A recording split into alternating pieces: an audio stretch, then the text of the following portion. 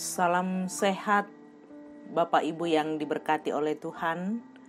Renungan Harian Toraya edisi Kamis 12 November 2020. Kita akan membaca bagian firman Tuhan dari Wahyu pasal 16, dimulai dari ayat yang pertama sampai dengan ayat yang ke-7. Terlebih dahulu kita berdoa. Kami bersyukur di hadapan hadirat-Mu, Bapa Sorgawi, saat ini untuk semua kasih dan berkat Tuhan yang senantiasa kami alami dalam perjalanan hidup kami. Memulai seluruh kegiatan kami di hari yang baru ini, firman-Mu akan menyapa kami. Layakkan kami ya Tuhan, melalui kuasa Roh Kudus-Mu agar kami membaca dengan baik dan mendengar serta melakukan firman-Mu dalam kehidupan beriman. Di dalam nama Yesus kami berdoa. Amin. Wahyu pasal 16 dimulai dari ayat yang pertama sampai dengan ayat yang ke-7.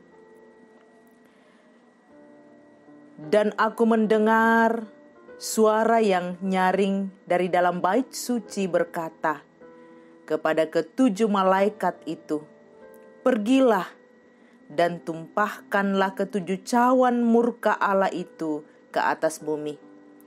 Maka pergilah malaikat yang pertama, dan ia menumpahkan cawannya ke atas bumi.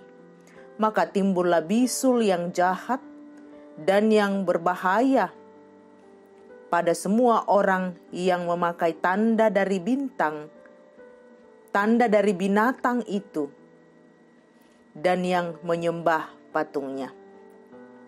Dan malaikat yang kedua menumpahkan cawannya ke atas laut, maka airnya menjadi darah, seperti darah orang mati, dan matilah segala yang bernyawa, yang hidup di dalam laut. Dan malaikat yang ketiga menumpahkan cawannya ke atas sungai-sungai dan mata-mata air, dan semuanya menjadi darah. Dan aku mendengar malaikat yang berkuasa atas air itu berkata, "Adil engkau, engkau yang ada dan yang sudah ada, engkau yang kudus, yang telah menjatuhkan hukuman ini, karena mereka telah menumpahkan darah orang-orang kudus dan para nabi. Engkau juga telah memberi mereka minum darah. Hal itu wajar bagi mereka." Dan aku mendengar mezbah itu berkata, "Ya Tuhan Allah yang maha kuasa, benar dan adil segala penghakiman-Mu." Terpuji Tuhan. Amin. Bapak Ibu yang diberkati oleh Tuhan, tema perenungan kita hari ini, Tuhan bertindak adil pada umat-Nya. Tang pakayun bimbang tupuang lako taunna. Dalam Alkitab Perjanjian Lama dan Perjanjian Baru, kita menjumpai banyak simbol. Namun ada kecenderungan dalam diri kita untuk tidak tertarik pada sesuatu yang dinyatakan dengan simbol. Kecenderungan itu mungkin diakibatkan oleh seringnya orang salah menafsirkan sebuah simbol. Untuk suatu peristiwa mungkin hal itu dapat dibenarkan, tetapi kecenderungan tersebut tidak selalu benar. F.F. Bruns, seorang sarjana ahli Perjanjian Baru, terkenal mengatakan pendapatnya tentang pasal ini. Seluk-beluk malapetaka dalam pasal ini juga pasal-pasal sebelumnya adalah simbolis. Walaupun demikian, semuanya menyatakan suatu realitas yang dahsyat. Bacaan kita hari ini merupakan suatu simbol cawan. Malapetaka yang Allah datangkan di pasal-pasal sebelumnya memang selalu dinyatakan dengan simbol. Pasal 1, 5, 8, 10, 12, dan 15. Tetapi simbol-simbol tersebut menandakan sebuah realitas yang harus diwaspadai. Artinya simbol yang menggambarkan tentang malapetaka-malapetaka tersebut dapat dijadikan peringatan bahwa Allah serius menindak perbuatan dosa, namun manusia tetap pada kesombongannya. Bandingkan 2 Timotius 3 ayat 1-9. Gambaran tentang 7 cawan murka Allah ini ada kemiripan dengan 7 sangkakala. Bapak Ibu yang diberkati oleh Tuhan, Allah tentu punya alasan menumpahkan cawan murkanya ke atas bumi ini. Alasannya sangat jelas, yaitu dosa yang telah membuat hati Allah tidak tenang bila tidak menumpahkan murkanya atau penghakimannya. Setiap pelanggaran dan dosa harus dihukum. Itulah wujud manifestasi keadilannya. Sebab itu, marilah kita berjaga-jaga, tetap berserah pada Tuhan, agar murkanya tidak dinyatakan lagi kepada kita. Karena kita telah ditebus di dalam Yesus Kristus. Terpuji Tuhan. Amin. Mari kita berdoa.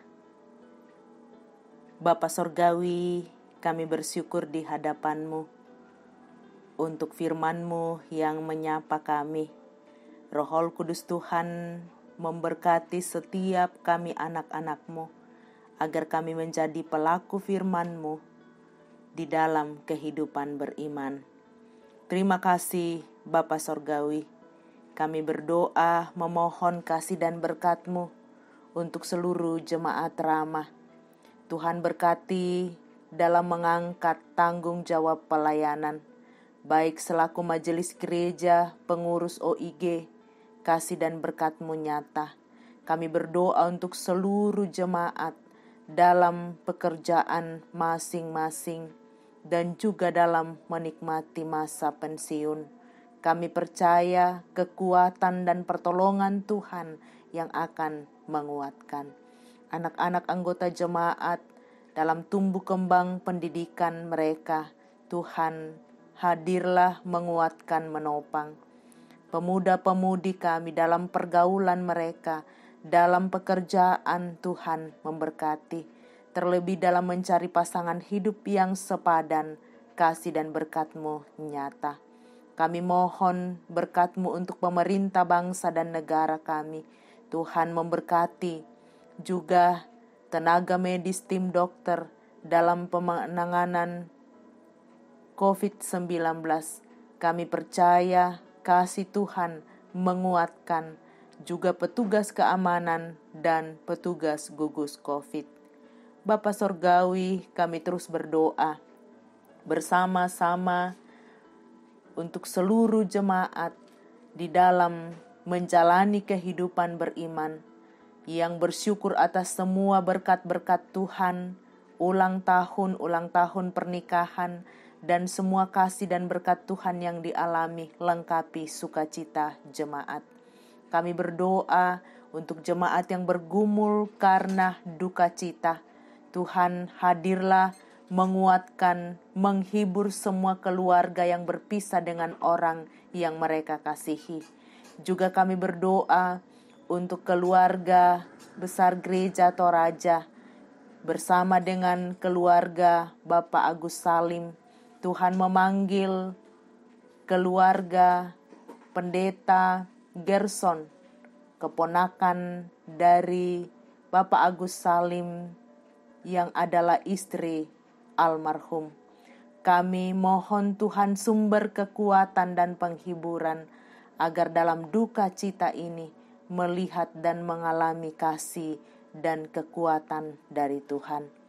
Bapa di sorga, kami juga berdoa mendukung jemaat yang bergumul oleh karena sakit penyakit.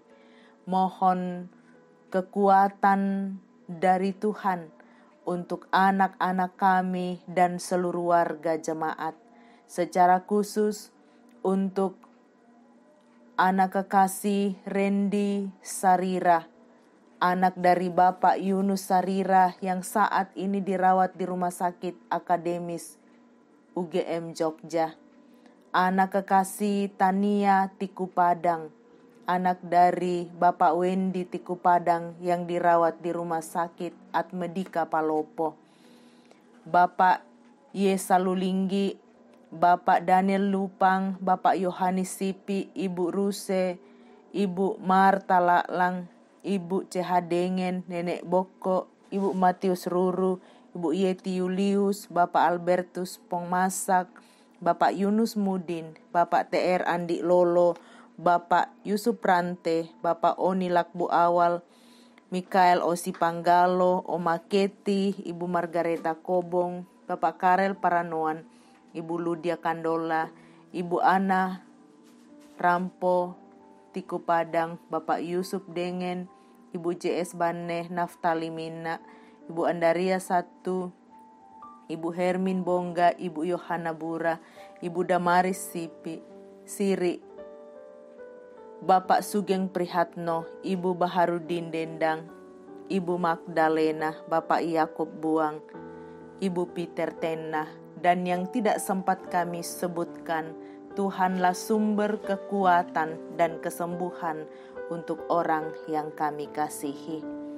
Bapa Sorgawi, peliharakan seluruh warga jemaat, pegang tangannya dalam menjalani kehidupan hari ini. Ampuni dosa kami, dengarkan kami yang datang kepadamu. Di dalam Yesus Kristus Tuhan dan Juru Selamat, kami berdoa dan mengucap syukur. Terpuji Tuhan, haleluya, amin.